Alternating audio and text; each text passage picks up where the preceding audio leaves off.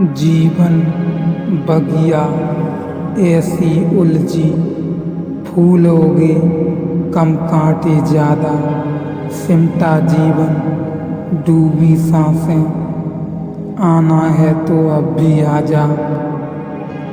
कुछ सवाल हमारे मन में कई बार आते हैं कि यह संसार कैसे बना, मैं कौन हूँ, इस संसार में मेरे होने का कोई अर्थ भी है क्या, मेरे जीवन का कोई उद्देश्य है। एक दिन मैं मर जाऊंगा, आखिर सभी मरते हैं, लेकिन यह मृत्यु क्यों आती है, कहाँ से आती है, और मनुष्य मरने के बाद कहाँ जाता है। क्या ऊपर आसमान में कोई ईश्वर रहता है जो भाग्य की अदृश्य डोर से बांध कर हमें कठपुतलियों की तरह नचाता है। उस ईश्वर का क्या रूप है, क्या उसे कभी देख पाया या देख पाया जा सकना संभव है। अगर इस तरह के प्रश्न आपके मन में भी उतर हैं तो आज इन सब का जवाब जान लो। यह बातें जरूर जानो, क्योंकि हजारों साल पहले इसी तरह के प्रश्न हमारे पूर्वजों के मन में भी उठे थे। वर्षों तक मग्न और मंथन के बाद उन्होंने जो उत्तर पाए उनका महत्व अब तक बना हुआ है। वेद, उपनिषद, आर्य पुराणों के रूप में संचित वही ज्ञान आज भी हमारे प्रश्नों का समाधान करता है। स्वयं को पहचानने की यात्रा, आत्मा की यात्रा, अध्यात्म की यात्रा, यानी भारतीय परंपरा की वह यात्रा हजारों वर्ष पहले शुरू हुई थी।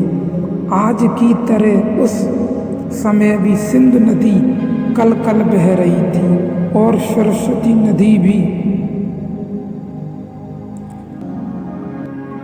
तब तक विलुप्त नहीं हुई थी। दिनों नदियों के बीच फैले विशाल मैदान में ऋषियों की मंत्र गूंजते रहते थे। आकाश में यज्ञ का शुद्ध और सफेद धुआं उठता रहता। हवा में हवन सामग्री और उठती रहती। हवा सामग्री और फूलों की सुगंध की तरह रहती। और इन सब के बीच हमारे ये प्राचीन पूर्वज पृथ्वी पर चिंतन मनन करते रहते। मेरा मन है या बाण, इस बाण को किसने छोड़ा है जो यह हवा में लहराता रहता है। किसने बनाया है वह रास्ता जिस प्रकार मेरी सांसें चलती हैं। कौन है जो इस मेरी वाणी को प्रेरित करता है। किसके आदेश पर मेरे आँख और कान काम कर रहे हैं। इन सवालों के उत्तर पूर्व में लोगों ने खोजते रहे हैं। ध्यान, उपवास, तपस्या और साधना से वैसे ही आज भी कोई मनुष्य इन सभी सवालों के जवाब जान सकता है। वैसे तो ज़्यादा कठिन नहीं है जानना, लेकिन यदि आपके अंदर जानने की जिज्ञासा है तो कोई इसे जानने से आपको नहीं रोक सकता। जिसके साथ हम बड़े होते हैं उसे हम अलग नहीं जान पाते, इसीलिए तो हम शरीर को भी अलग नहीं जान पाते। यह बहुत ही रहस्यमयी खोज है, क्योंकि हम उसी के साथ बड़े होते हैं, इसीलिए हो जाता है। उसी के साथ एक हो जाते हैं, इसीलिए हम मन के साथ अपने को पृथक नहीं जान पाते, क्योंकि हम उसी के साथ बड़े होते हैं। ऋषि, पहला सवाल इस उपनिषद में उठा कि वह बंधन क्या है, मन और हम अलग हैं या नहीं। तो इस सवाल का यही उत्तर है, बेशक हम उसके साथ कितने ही समय रहे हों, लेकिन हम मन से बिल्कुल अलग हैं। ऐसा समझें कि ऋषि शिष्य से पूछ रहा है कि बंधन क्या है। यह उपनिषद एक बहुत गहरा है, एक संवाद है।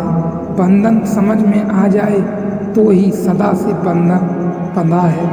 उसे स्वतंत्रता के संबंध में कोई दर्शन, कोई स्वप्न, कोई आकार पैदा हो सकता है, जो आदमी सदा बीमार रहा है उसके स्वास्थ्य की परिभाषा नकारात्मक ही हो सकती है। इसलिए जो भी है वह सब कुछ मन की ही करतूत है। यदि आप बीमार नहीं भी हैं, थोड़ी सी भी यदि आप में आलस्य है तो यह मन आपको घबरा कर ही बीमार कर देगा। इसलिए मन और आप बिल्कुल निश्चित तौर पर अलग हैं। इस चीज़ को बहुत गहराई से समझने की ज़रूरत है। मन और हम बिल्कुल अलग हैं। यह हमें वहाँ ले जाता है जहाँ हम जाना नहीं चाहते, लेकिन हम यह भूल जाते हैं जब इसकी तरंगें उड़ रही होती हैं तो यह अभ्यास के द्वारा ही रुकती हैं। इन्हें रोकने के चक्कर में हम इसकी तरंगों को और ज़ोर से फैलाने में कामयाब रहते हैं। इसलिए इन्हें रोकने की बजाय कुछ और करें जिससे कि ये स्वतः ही शांत होने लगे। यही है बंधन से छुटकारा और हम और हमारे मन में अंतर।